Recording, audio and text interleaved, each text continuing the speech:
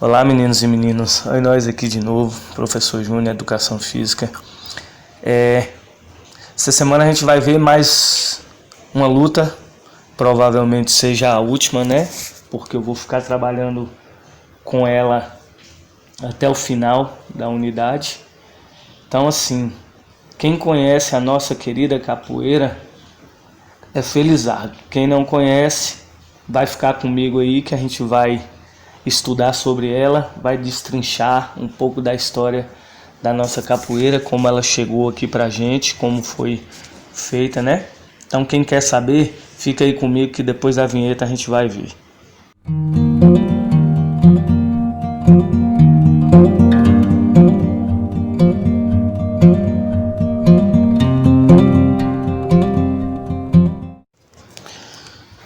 Bem, né? Vamos lá para nossa história. Falar da capoeira é um pouco complicado porque hoje em dia capoeira ela vira um pouco de modismo para algumas pessoas, né? As pessoas acham que ela é para ter status, ou seja, para estar na mídia. Por quê? Porque é muito falada, né? Devido à sua história, tudo que aconteceu. Então quem faz capoeira, algumas pessoas que fazem capoeira acham que é para ter modismo. E a gente que lida com a capoeira há muito tempo, principalmente eu que estou na vida da capoeira, a capoeira está na minha vida há 32 anos, eu tenho a capoeira não só como um esporte que vai me dar condicionamento físico, que vai fazer com que o meu corpo funcione direito. A capoeira para mim hoje ela é como se fosse uma religião, né? Vocês que seguem alguma religião, vocês que têm alguma religião, que creem em alguma religião, sabem como é isso, né? A gente vive, a gente passa a crer naquilo. Então a capoeira para mim ela é uma religião, ela não é nem mais um esporte, né? Ela é cultura, ela foi o que me deu o que eu sou hoje, e muitas das coisas que eu tenho eu devo em ter conhecido a capoeira quando eu era menino, porque ela me ajudou a ter um caminho, a trilhar um caminho, a estar levando uma vida melhor. Então, o que eu sou hoje, algumas vezes eu devo à capoeira. Só que falar da capoeira, sem contar a sua história desde o começo, fica meio estranho. Porque eu vou contar para vocês uma história de uma coisa que já está montada, que já veio, que já está ali, já tem um script feito. Então, para a gente conhecer a capoeira, principalmente quem não conhece, ou quem conhece ela por cima, conhece ela como esporte, fica difícil. Então, para isso, eu vou contar um pouco da história de como foi que começou. E para mim montar essa história, para mim contar até chegar na capoeira mesmo, propriamente dito, na luta, como a gente vai ver, que existe estilos, existem golpes diferentes um dos outros, existe toda uma particularidade que só a capoeira tem, que outras lutas não têm. Então, para chegar lá, eu tenho que contar um pouco da história da capoeira, de como foi que tudo isso surgiu. E para contar toda essa história, eu vou ter que voltar a 1466, 1400 e pouco, ou até mesmo até antes de Cristo, né? Como a gente vai ver, a gente vai voltar a 3500 antes de Cristo. Por que, professor? Você vai voltar a 3500 antes de Cristo, sendo que a capoeira veio para o Brasil em 1500 com os africanos? Porque eu tenho que contar um pouco da história da escravatura, né? O que é a história da escravatura? O que é escravatura? O que é escravidão? Então, a história da escravatura, ela abrange, se a gente for olhar, muitas culturas, né? Muitas nacionalidades, ou seja, existem várias religiões que, desde os tempos antigos até os dias atuais, né?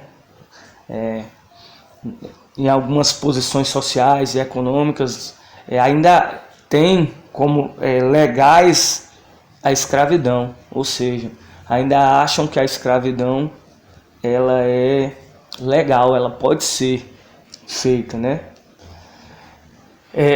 Isso acontece diferente em alguns sistemas, né? A escravidão, claro que ela é diferente em alguns sistemas. E também diferente em épocas e lugares. Mas algumas religiões, algumas nacionalidades ainda veem a escravidão como legal. Então, a escravidão ela ocorreu relativamente de uma forma rara entre populações de caçadores e coletores, né? Ou seja, pessoas que caçavam e coletavam coisas, né?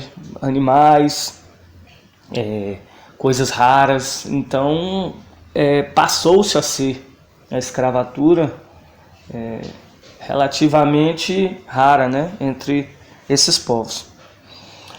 Porque ela se desenvolveu sob umas condições de estatística social muito bem elaborada, né? A escravidão por si, ela operava em civilizações como os sumérios, como os mesopotâmios, como a gente já pôde estudar em algumas outras lutas, que remontam na época de 3.500 a.C., né? A escravidão ela aparece presente em um código chamado Código de Hammurabi. Quem aí já assistiu o filme A Múmia já ouviu falar nesse Código de Hammurabi. Esse Código de Hammurabi, para esses povos antigos, ele era muito conhecido, né? Ele vem, claro, da Mesopotâmia em 1860, bem antes de Cristo, né? E se refere a ele como uma instituição estabelecida, ou seja, a escravatura era como se fosse uma instituição, né? Já estabelecida no Código de Hammurabi. Então a escravidão tornou-se como em grande parte da Europa durante o início da Idade Média e constituiu relevante na captura de um grande número de escravos. Ela continuou por alguns séculos seguintes e também teve grande força nas guerras bizantinas e otomanas, ou seja, nas guerras entre os cristãos e os muçulmanos. Então, em 1265 até 1479, e algumas guerras otomanas e europeias também nos séculos XVI, no século XIV até o século XX. Ou seja, né, até pouco tempo atrás, ainda eram feitas algumas dessas capturas, né, alguns escravos ainda eram feitos. E isso resultou na captura de um grande número de escravos cristãos, ou seja, escravos que acreditavam em Deus, que acreditavam em um Deus único, né? Por exemplo, os holandeses, os franceses, espanhóis, portugueses, britânicos, árabes e vários reinos da África Ocidental desempenharam um papel proeminente, ou seja, grande, né, no comércio de escravos no Atlântico, ou seja, sobre o mar Atlântico, né? São países que bordam, né, que são banhados pelo mar Atlântico. Principalmente após 1600, a República de Ragusa tornou-se o primeiro país europeu a proibir o tráfico de escravos em 1416, na Era Moderna. E a Dinamarca e a Noruega aboliu o comércio em 1802. Embora a escravidão não seja mais legal em qualquer lugar do mundo, com exceção do trabalho penal, né? O tráfico de seres humanos continua sendo um problema internacional e, conforme dados de 2013, cerca de 25 mil a 40 milhões de pessoas foram de escravidão e foram escravizados, a maioria na Ásia, ou seja, né, os povos asiáticos ainda têm muito dessa coisa de fazerem escravos. Eles ainda não por mais que eles sejam povos tão evoluídos, eles ainda têm muito isso da época deles, né? Da época feudal deles, da época dos códigos antigos, né? Então, e durante a Segunda Guerra Civil do Sudão, né, norte da África, sul da África, em 1983 até 2005, pessoas foram levadas à escravidão. No final dos anos 90, surgiram evidências de escravidão e tráfico infantil sistemático em plantações de cacau na África Ocidental. A escravidão continua no século XXI, embora a Mauritânia tenha criminalizado a escravidão em agosto de 2007. Estima-se que até 6 mil homens, mulheres e crianças, ou 20% da população da Mauritânia, estejam atualmente escravizados. Muitos deles estima de 8 milhões de escravos. Eles são usados como trabalhar por dívida, né? Eles são escravizados muitas vezes e trabalham por alguma dívida que eles tiveram, né? Há muitos desses escravos de hoje, muitas das pessoas que são escravizadas hoje, muitas vezes é porque devem alguma coisa, principalmente na Ásia, na China, no Japão, Coreia. Muitos desses que devem às máfias, né? O que é máfia? São quartéis de grupos de homens que negociam drogas e algumas coisas, e aí quem deve a essas pessoas são, teoricamente, escravizados. Essa escravidão do século XXI continua sendo, em alguns países, por exemplo, Estados Unidos, Reino Unido, Índia, sendo um número com uma estimativa de 8 milhões de escravos, seguida pela China e pela Rússia. Quase estados islâmicos, como o Estado Islâmico do Iraque e do Levante e Boko Haram, sequestraram e escravizaram mulheres e crianças, muitas vezes para servir como escravos sexuais. Há mais escravos atualmente do que em qualquer outra época histórica, numa estimativa de 40 milhões, ou 1 a cada 200 pessoas, seguindo a Organização Internacional do Trabalho e a Fundação Walk Free. Ou seja, a gente fala muito da antiga escravidão, né, do que aconteceu na escravidão antiga. E, como fala aqui no texto, hoje a escravidão hoje é maior do que antigamente. Só que a de hoje ela é escondida, ela é velada, né? Ela é uma escravidão onde as pessoas são submetidas àqueles trabalhos escravos, mas não podem falar, mesmo com toda a cultura que existe hoje, com tudo que existe hoje, com toda a facilidade de se ter essas coisas. Então, aí a gente entra na origem, né, da escravatura, né? Ali a gente montou um texto de como se deu a escravatura, mas a origem, existem evidências de escravidão são anteriores aos registros escritos, ou seja, antes de se começar a escrever sobre a escravatura, já existia sinais de escravaturas no mundo, né? E existem muitas culturas, né, que a escravidão em massa exige superávites econômicos e uma alta densidade populacional para ser viável.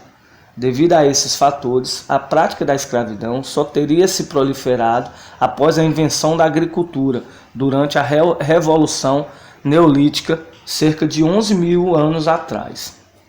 A escravidão era conhecida em civilizações tão antigas quanto a Suméria, assim em quase todas as outras civilizações antigas, incluindo o Egito Antigo, a China Antiga, o Império Acadiano, a Síria, a Babilônia, o Irã Antigo, a Grécia Antiga, a Índia Antiga, o Império Romano, o Caifado, o Sultanato Islâmicos e Árabes, Núbias e civilizações pré-colombianas das Américas. Tais instituições constituíram uma mistura de escravidão por dívida, punição para crime, escravidão de prisioneiros de guerra e abandono de crianças, e o nascimento de crianças escravas a partir de escravos. Ou seja, há 11 mil anos atrás, né, 11 mil, então se Jesus Cristo tem 2020 anos, então isso é muito antigo, a escravidão é muito antiga. Se vocês assistirem alguns filmes antigos, romanos, né, por exemplo, a gente falou sobre isso quando a gente falou da luta greco-romana, que tinha os escravos, né, que lutavam. Aqueles escravos lá, muitas vezes eles foram escravizados porque eles perderam alguma guerra, por exemplo, eram soldados, ou muitas vezes eram de outras cidades. Por exemplo, os romanos escravizaram muitos alemães, né, que eram antigos germanos. Os romanos escravizaram muitos os germanos, escravizaram muitos os africanos, porque eram homens fortes e para a luta eles eram bons. Aí logo depois isso foi mudando, passou-se a ter os espólios de guerra. Por exemplo, você entrava numa guerra, vencia a guerra, aquelas pessoas passavam a ser escravos seus. Depois vieram as escravas sexuais, que até hoje na China tem muito isso, né? Mulheres que são escravizadas para serem escravas sexuais, né? A praticarem sexo sem elas quererem, né? Porque existe o sexo por querer e o sexo por você não querer, e aí você é escrava para isso. Mas então a gente entra no que realmente vem acarretar a nossa história. Poxa, professor, o senhor falou, mas ainda não chegou no que a gente quer, que é como a capoeira chegou no Brasil, né? Porque, como eu disse algumas aulas atrás, e vou falar quando a gente entrar realmente na capoeira propriamente dita, a capoeira do jeito que a gente conhece ela é brasileira, mas ela veio de algum lugar, de algum jeito, ela era de alguma forma. Então, como é que ela chegou aqui? Ela chegou aqui quando os escravos africanos vieram para cá. E como é que os escravos africanos vieram para cá, professor? Eles vieram quando diz que na região geográfica de Senegância, entre 1300 e 1900, quase um terço da população foi escravizada. Dos primeiros estados islâmicos do Sudão Ocidental, incluído Gana, 750 a 1076, Mali, de 1235 a 1645, Segou, de 1712 a 1861, e Songhai, 1275 a 1591. Cerca de um terço da população e foi escravizada também na Serra Leoa no século XIX, e cerca da metade da população consistia em escravos. No século XIX, pelo menos metade da população foi escravizada, entre os Dualas, dos Camarões, os Igbo e outros povos do Baixo Níger, o Congo, o Reino de Kansange, os Choues-Bones de Angola, entre os Achantes e os Iorubás. Um terço da população consistia em escravos no Canem, e era cerca de um terço de escravos, talvez também 40% da população. Quando a dominância britânica foi imposta pela primeira vez sobre o Caifado de Soko e os árabes constituindo o norte da Nigéria, no século XX, cerca de 2 milhões para 2 milhões e meio de pessoas eram escravas. Então, se a gente vê, os escravos, eles foram, os povos africanos foram durante muito tempo escravizados, né? Se a gente olhar aí, desde 750 até 1861, que é o tempo mais longo, muitas pessoas foram escravizadas, né? Então, a gente vê que é muito tempo, né, para ter escravos. Então, como isso poderia ter acontecido, né? Os portugueses eles descobriram a rota marítima, ou seja, eles descobriram que pelo mar eles conseguiam escoar suas especiarias, né? Muitas especiarias, suas sedas, suas coisas pelo mar. E nisso deu a eles uma rota de que pudesse chegar aos países mais rápido. E nenhuma dessas, né, fazendo algumas dessas excursões, os portugueses chegam, né? Eu estou falando a história de Portugal porque Portugal colonizou o Brasil. Então quem trouxe os africanos para o Brasil foi Portugal. É claro que tinham outros navios, outros países que também faziam essas rotas, mas Portugal é o que faz isso, né? O que traz os africanos para o Brasil são os portugueses. Então eles fazem uma rota, né, de comércio, onde eles chegam na África com suas especiarias, e lá eles descobrem que os africanos, né, subsaarianos, ou seja, ao sul da Arábia Saudita, eles já tinham um comércio de troca, né? Eles trocavam especiarias por escravos, ou seja, os africanos escravizavam os africanos e depois trocavam esses escravos por especiarias. Eram escravos, pertenciam a eles. Como é que acontecia essa escravidão dentro da África? Os reis muitas vezes entravam em guerra, e quando venciam aquela guerra, quem era capturado se tornava escravo daquela tribo.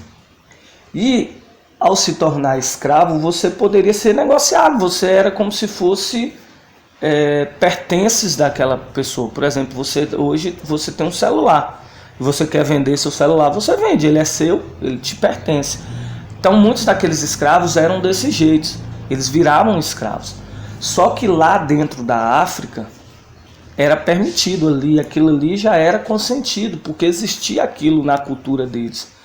Mas aí quando os portugueses chegaram, eles descobriram isso, e aí o que eles fizeram? Eles começaram a trocar especiarias, trocar coisas com esses africanos. Então eles pegavam esses escravos deles e davam especiarias, alimentos, roupas, essas coisas para os africanos, e trocavam por esses escravos. Só que chegou uma hora que não existia mais escravo para trocar, não tinha mais, né? Os portugueses descobriram que iam ganhar muito dinheiro com a mão de obra escrava, porque eram fortes, eram homens fortes, e aí eles começaram a pagar os africanos, alguns africanos, para entrarem na África, na mata da África, na floresta, pegarem tribos, pegarem povos africanos, outros povos africanos, e trazerem para eles. Por quê? Porque os portugueses não conheciam a mata, não conheciam a África, então os africanos conheciam. E nisso começou a escravatura não consentida, ou seja, aí já não era mais uma escravatura como os africanos conheciam. Por quê? Porque eles eram arrancados das suas cidades sem ter passado por aquilo, pela escravatura, que já não, mesmo uma escravatura consentida não é legal, mas era consentida. E aí os portugueses pegavam e traziam. Chegou um momento que até os aliados deles, até as pessoas que ganhavam dinheiro deles, ganhavam coisa deles para entrar na mata e pegar esses africanos, também foram presos. Por quê? Porque não existia mais negros, não tinham mais, eles já começaram a pegar tanto, eles foram mais de 5 milhões de escravos, né? Mais de 5 milhões de negros escravizados. E aí, como eram transportados esses negros? Como é que eles chegavam aqui no Brasil, né? Como que a escravatura chegava aqui? Então, essa é uma história que vai ficar para a próxima semana, porque, né, nós já estamos chegando ao nosso tempo limite aqui. Então, na próxima semana, a gente vai ver como é que os africanos chegaram aqui no Brasil.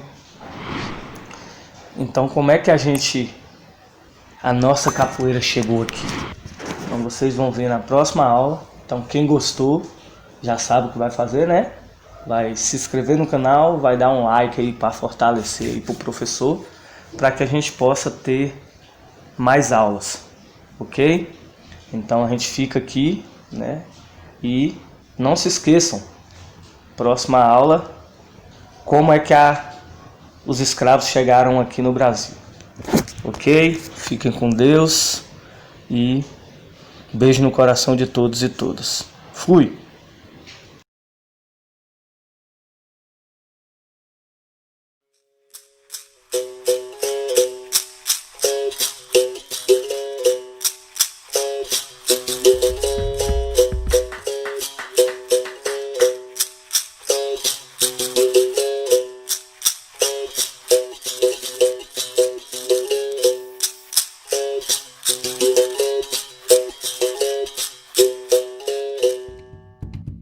Até recentemente, muito pouco era estudado sobre a história da África, normalmente reduzida à antiguidade aos egípcios. Porém, o crescimento do interesse e importância desse continente jogou luzes sobre a esquecida África subsaariana. Cercados por florestas, savanas, montanhas, o mar e o deserto, e convivendo com uma rica fauna, esses africanos viviam em pequenos reinos, muito parecidos com as cidades-estado da antiguidade. Dominavam técnicas de agricultura, metalurgia e mineração.